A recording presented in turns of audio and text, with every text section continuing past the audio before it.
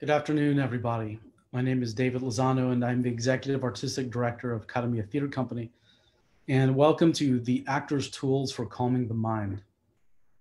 So we're going to take our time here at the beginning, just because I need to organize my technology because there we go. Let me silence it, and there's a delay, and here we go. Okay. So again, my name is David Lozano, and I am the Executive Artistic Director of Academy Theater Company. And we are here for the Actor's Tools for Calming the Mind. And this was scheduled to be the final installment of what has been a three-part process. And this week it has changed its tone. We were looking to advance the program in practice to be to really get on our feet, but it's been a time for us to provide these tools so that you out there can utilize these tools for centering, releasing tension, and clearing the mind. I will say this, that these actors tools are meant to provide us a continual and consistent process for us to center, to clear our minds, to acknowledge our emotions, whatever they are, so that we can perform, so that we can engage genuinely with our partners on stage, and while also being very sensitive to our own feelings and impulses, having the lucid mind to process those impulses into language and action, and to listen. And as actors, we often live through experiences in our daily lives. We go through our own crises. However, these are tools that allow us to practice every day so that we can let go of the racing mind. And as I again reconnect myself, I have the impulse to take a breath. And as I said in all of the classes, the impulse to take a breath is a healthy one, which allows me to breathe in any tension and breathe it out. And that is what I just did. So as you begin to bring your attention to your own body, to your own self, and guide your own mind, you will most likely have the impulse to take a nice deep breath. And that will allow you to breathe in any tension and release it. It also creates breath support, which is so necessary. So I want to share a little bit of my experiences over the past week. What I've realized over the past week is that although I have my own practice of yoga, of meditation, and these techniques that I will share with you today, which I hope to carry off, like what we say, carry off the mat into the real world of clarity of mind, a tense-free body, and honesty with our own emotions. And so what I have acknowledged over this past week and a half is that our lives outside of these spaces are naturally and expectedly filled with conflict and tension. And that is actually the nature of the world that we live in. And for me as a theater artist who is also an activist, that this is something that creates tension, and all kinds of emotions, anguish, grief. And these emotions are is like an internal warfare. And then it gets the mind racing, almost trying to analyze and resolve all of these emotions. So that process is actually going to take place every time we are engaged in a conflict. And we can expect that. And what these tools allow us to do is they allow us to take time to release conflict and to find wholeness. And that is what I think is the cycle of healing for someone who is active and engaging intentionally, because there are chess matches and there are conflicts and confrontations taking place. There are nights with little sleep. There are arguments. There's all kinds of things that we are dealing with. But in order to maintain our health, what is it that we can practice?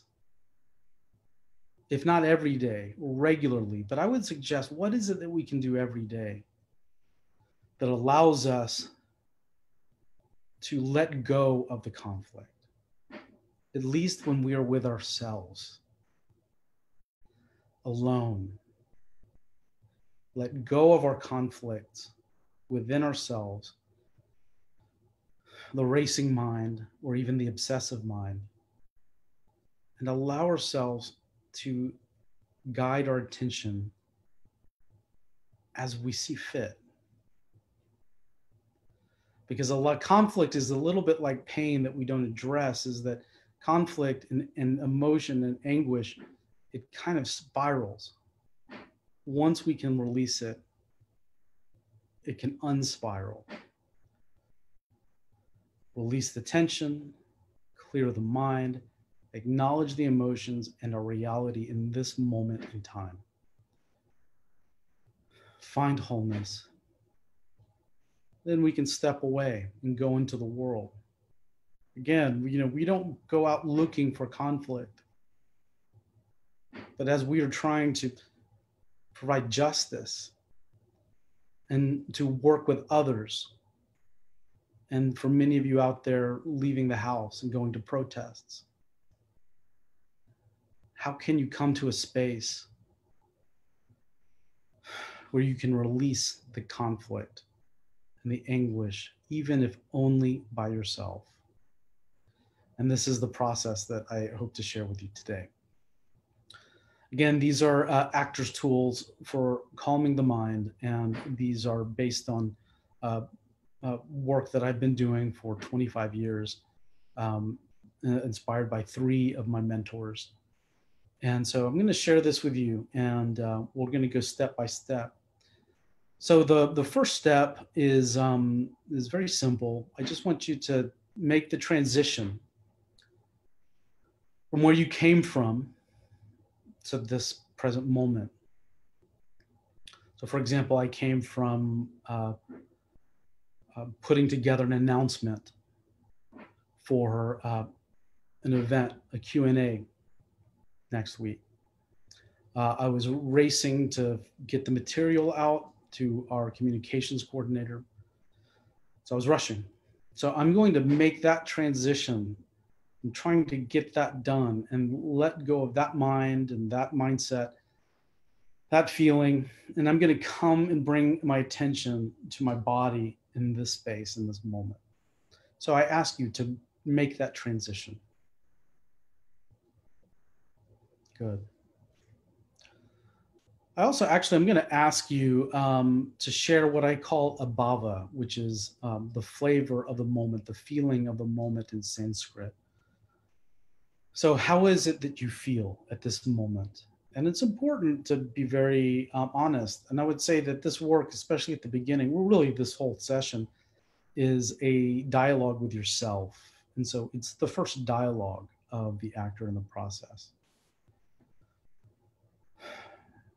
So I feel rushed, feel a little tension here in my chest. But yet I feel mentally ready to go through this process. So please share with me, if you're willing, what is your baba? How do you feel in this moment? And and be very honest. We've heard all kinds of things. Mariam Beg, overwhelmed but centered. Thank you. So this body of ours provides the framework for sustaining the overwhelmed state. And so when we bring our attention to our body, we are actually bringing our attention to the framework that is going to sustain us always till the day we pass. So here we bring our attention to our bodies. And if anyone else would like to share their bhava.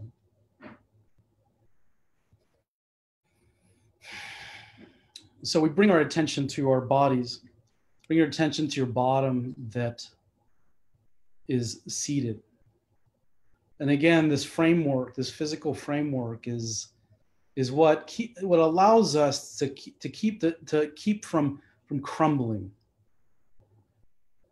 Because we can feel so much that we may want to crumble, but actually our body and the natural strengthening without tension of our bodies, and not tensing, but the strength of our bodies, of our minds, allows us to use our bodies to sustain ourselves when we're feeling all kinds of things. And sometimes we do need to crumble. Sometimes we do need to lay down and sleep or sleep in. But it's something that we do, if necessary. But typically, we have to wake up and move through the day, and this body sustains us. So again, let's bring our attention to our bottoms that are making contact with the chair. I do want to recognize Brenda Villanueva, who said that she is worried about her world that's centered. It's very important to share this. I want to thank you and honor that. Again, we bring our attention to our bottoms on the chair. I'm going to guide my attention to the soles of my feet that are making contact with the floor. And I'm just simply observing. And I'm going to observe my torso and my spine, how it's naturally upright. Although my weight falls through the bottom, my butt, into the seat. The natural structure of my body and skeleton allows my spine to be nice and upright, and actually without tension. I mean, I'm going to exert some strength, clearly, to be upright. But I'm engaging only what is necessary. Good. So we're going to begin the process, and this process is what we call the first level of awareness. I'm going to get a drink of water.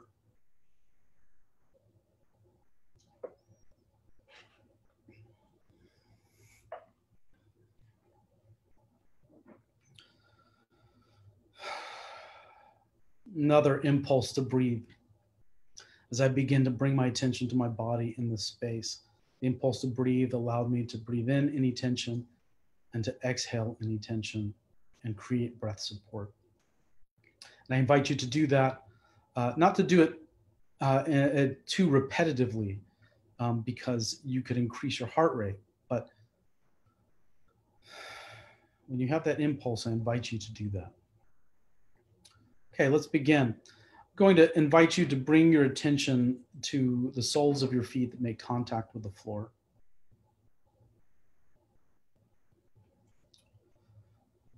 I'm going to ask you to observe in your mind's eye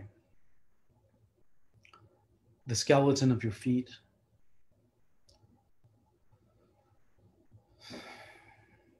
Observe the skeleton of your feet, your ankles, your fibula, the bones of your legs, your knees,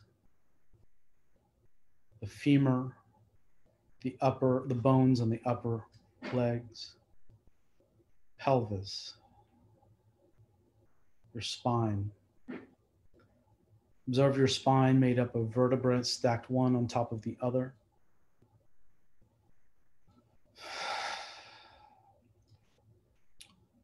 Vertebrae stacked one on top of the other to the neck and the skull.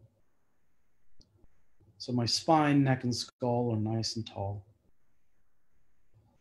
Not tense. So keeping myself tall doesn't mean I'm creating tension. I created tension to release it, kind of like a breath. But the bones are stacked up one on top of the other through the neck and skull. So the skeleton is nice and tall like a coat rack. And now what I'm going to ask you to do is I'm going to ask you to scan from the crown of your head through your body. I'm going to ask you to release the tension in your muscles like wet coats on this coat rack. So your spine, neck, and skull are nice and tall and upright, not tense, but just sustaining. And if you need to, you can sit against the wall if that's helpful. But your spine nice and tall like a coat rack, and allow your muscles to fall like wet coats on a coat rack. Begin with the crown of your head, releasing tension, the forehead, the back of your head, the sides of your head. Eye sockets, the sinuses, the jaw, the neck, the vocal cords. Releasing tension. Feel free to breathe in the tension and breathe it out. Shoulders, the muscles below the collarbone, the heart, the upper back, the midsection of the back, your diaphragm, your stomach, abdomen, waist, lower back, waist. Your muscles are like wet coats on a coat rack, releasing tension. Your spine is nice and tall. Release tension at your butt, your pelvic region, thighs, knees, calves, ankles, and feet. Good. And again, the skeleton that is nice and easy, bones simply stacked one on top of the other. Allow yourself to be seated, your spine nice and tall, not using any other strength or energy that is necessary to be nice and tall and upright. So this nice and tall skeleton and these muscles that are falling on this coat rack, the skeleton like wet coats on a coat rack. So you have this nice and easy skeleton in this body that is free of tension. And if you scan your body for any tension, you identify it, breathe in that tension and breathe it out. And some other tension may pass as we progress. But this framework is going to hold us up through whatever we go through. So now I'm going to ask you to recognize your emotions, whatever they are.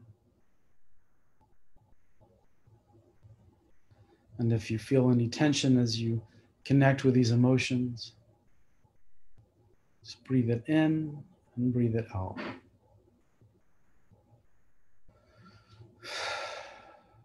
Who knows what you may be experiencing? The idea is to actually allow yourself to continue to breathe in any tension and breathe it out in the process of recognizing your emotions. Because this physical framework and the freedom to allow these emotions to circulate is sustaining you.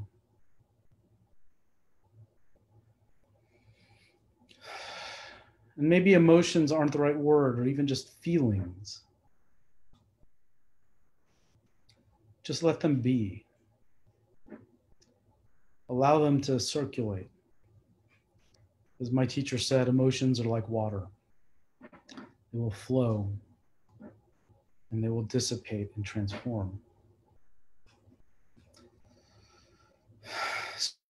just be with this physical framework, skeleton muscles, and then acknowledging the emotions.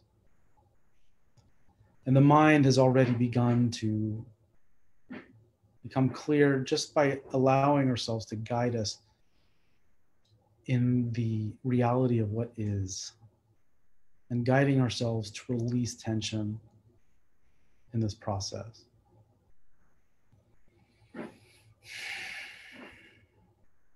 Next step is to, well, again, observe our bodies. We're present with our emotions, whatever they are. We're going to guide our attention to the natural cycle of breath. And I don't have to make any effort to breathe. I may recognize tension as I begin to observe my breath. So I may have the impulse to further release tension and to create more breath support. But I invite you just to simply observe the natural cycle of your breath.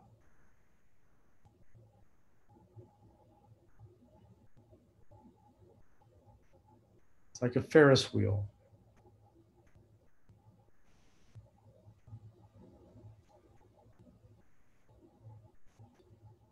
Just observe the natural cycle of your breath.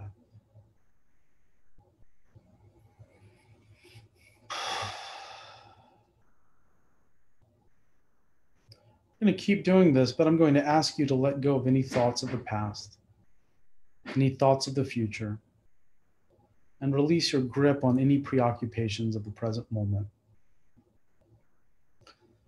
And bring your attention back to the cycle of breath. If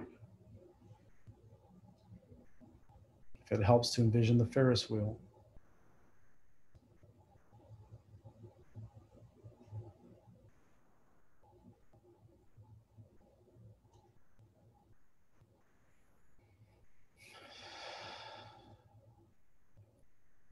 If you have some thoughts that begin to enter your mind, just release them and let them float by like clouds. And bring your attention back to your breath. If a thought has a feeling of emotion, maybe you want to sit for a moment with that thought and feeling. Acknowledge it, and then release it. And gently bring your attention back to your breath.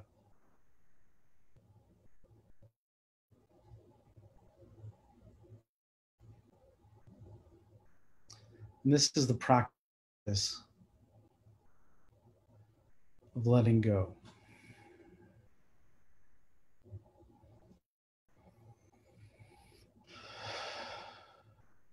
So I invite you, if this is helpful, that you may want to practice this of observing your breath for 5 minutes, 10 minutes. If a thought enters your mind, you just release your grip.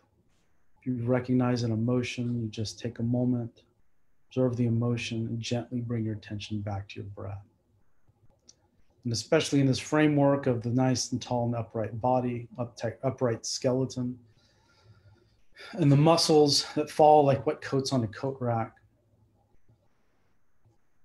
letting go of thoughts of the past and future, preoccupations of the present, and practicing observing the natural cycle of your breath, because you breathe without even trying,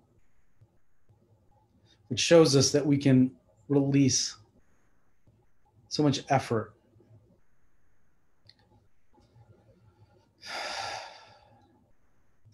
and allow ourselves to experience the essential. So this is, I think we'll stop here.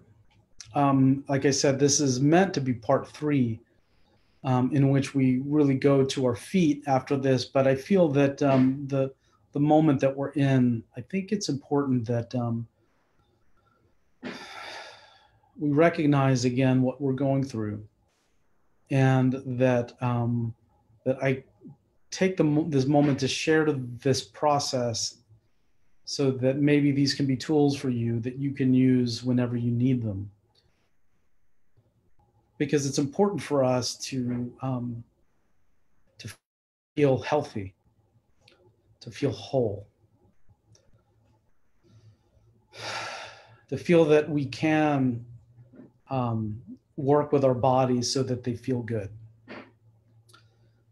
so that our bodies are that they can sustain our emotions, whatever they are.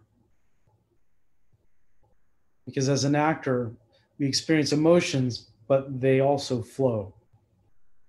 And this is the body. These are the emotions.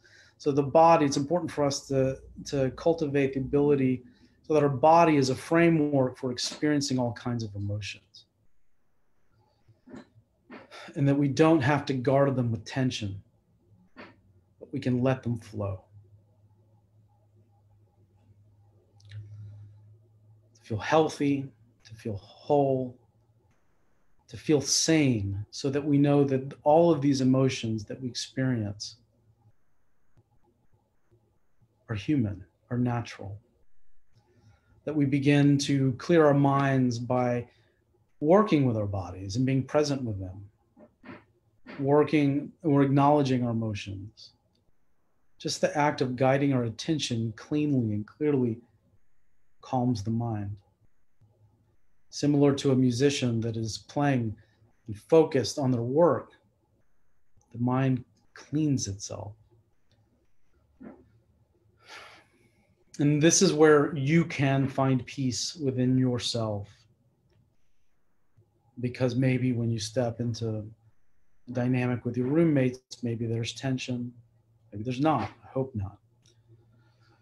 Family, maybe there are challenges, maybe there are conflicts.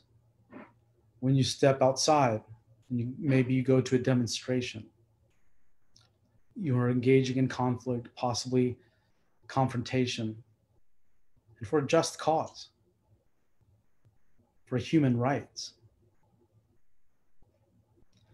So, how do we experience that? Know that's okay. Come home and allow ourselves to release that, release the residuals of that, the racing mind, the worried mind that is trying to resolve our feelings. This process allows us to release our fixation on thoughts and simply allow us to be present, which I hope through this process has allowed you to feel healthy, whole, and hopefully a little bit more clear in your minds. So this is the class for today. I want to thank you all for being here. I do want to ask you all to share, if you can, on the comments. What is your bhava as we leave? Again, bhava is your flavor or feeling of the moment, and it's always good to share how you feel at the end of this exercise. We share our bhavas at the beginning and the end of rehearsals. So for those of you who experienced the whole class or experienced part of it that had and you were able to work through this, share your bhava, share us how you feel in the comment section, so we can have community. When Mariam shared with me, Mariam is a dear friend of mine, shared with me her bhava, I experienced it too.